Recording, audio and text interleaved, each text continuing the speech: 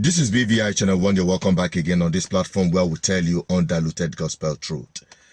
I've seen a video of this Ebubeagu. I think this is the first time I'm seeing a video where it is clearly written in their van Ebubeagu operation in Igbo land, particularly in Ebonyi state. And the activities is nothing less than intimidation of the ordinary people, particularly in Ebonyi state.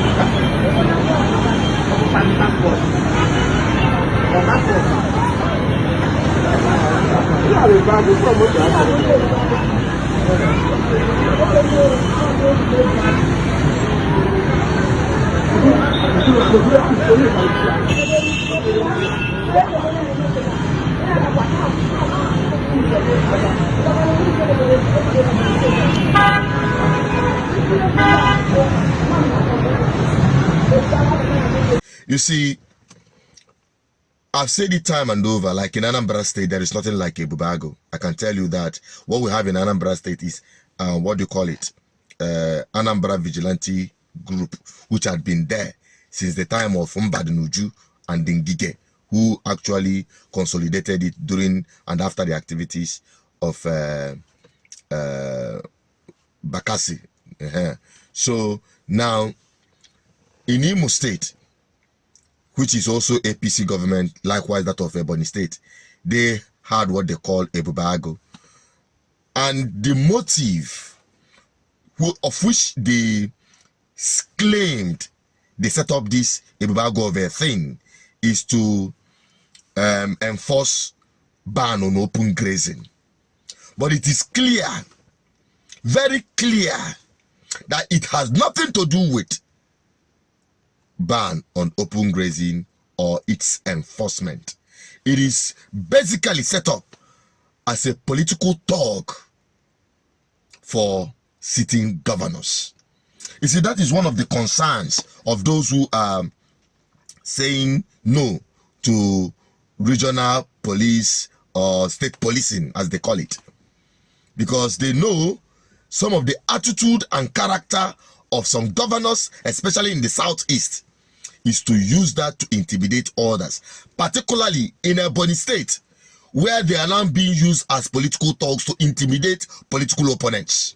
This is not the first time I'm highlighting this, especially for the governor of Ebonyi State, Dave Omai. I have appealed to him, I have advised him, I have used everything as a younger brother or even a son to reach out to him, to amend his ways, to remind him that political power is transitional.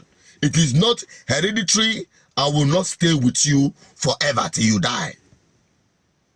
Next year, you will not be governor again. Even the person you're trying to impose on the people, you cannot guarantee he will be loyal to you. The only person that can be loyal to the people, including yourself, is the person the people choose. If only politicians, especially in the southeast, will understand this, maybe there could be a new turn of event. Instead of trying to impose people by any means possible, especially using political talks, hiding under the so-called Ebubeagu of a thing.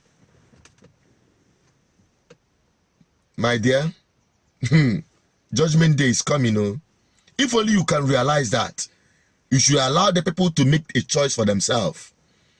And perhaps, and I'm sure not even perhaps, that they do all this because they want someone who will cover their track and lock up the skeleton in their cupboards. the atrocities and criminalities they commit. Because if you are so transparent, if you have done so well for your people, to be honest with you, you won't be afraid of who is coming after you. No, you wouldn't. I'm talking about Ebubeagu. Tell me one ban on open grazing they have enforced. Tell me one cattle they have arrested for violating ban on open grazing in the southeast. Tell me one, including even Anambra State. I'm still watching every one of them one after the other. I was the one, even in collaboration with Alibo Development Foundation, advocated for this ban on open grazing. For ban on open grazing in the southeast. They didn't want to listen. But when it got to this point, they started playing politics with it. Even dangerous politics to the point that the life of our people are now being killed and threatened. Not even just by the marauding, invading herdsmen, but by our own people who masquerade themselves as vigilante fighting ban on open grazing. Now that one be the worst. That one be the worst.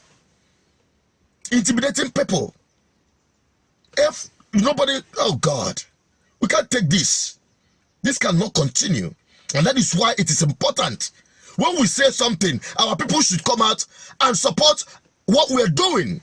Some people, when we started the campaign to ban open grazing in the southeast, even agitators of Biafra, my own people, resisted me.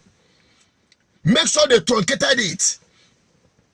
That if it is not done under their own kind of Biafra setup, that it will not work, that they will frustrate it. I was told the 1 million man march, if it was done at the time we started advocating for it, since all of these things that we are witnessing in the southeast wouldn't have happened. Because I keep saying it, that the non-state actors that took up the mandate, let me just use that word, to enforce ban on open grazing, which Nnamdi Kanu did, called it ESN.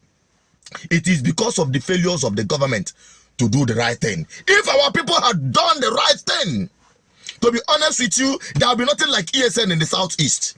And what we are witnessing today, where criminals are now hiding under any name, call it unknown government, call it ESN, to commit all manner of atrocities, criminalities in the name of Biafra.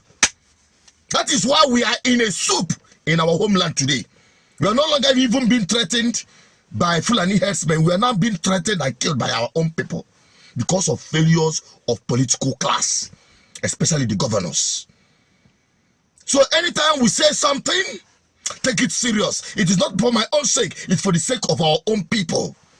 I'm saying this is not even what I wanted to bring to you, but I just have to deliver this message so that it goes sink in. Maka next time, we'll keep speaking. Maka next time, when we address our people, don't take it as, hey, Obasarologe, but Obasarologe today.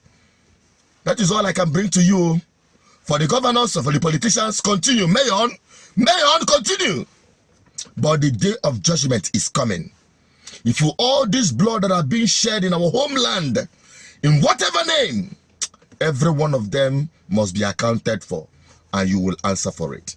I am just the voice of the people, the voice of God, and the voice of our ancestors, those who have shed their blood in our homeland. I speak for them. Don't take it lightly. A day of judgment is coming.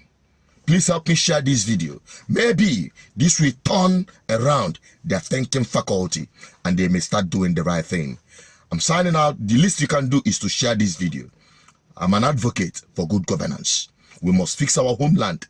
There is no two ways about it. The irreducible minimum my people desires and deserves is good governance. That is where our freedom will start from. I'm signing out. Help me share this video. Don't forget to subscribe, like, and share. Drop a comment. I want to have your opinion.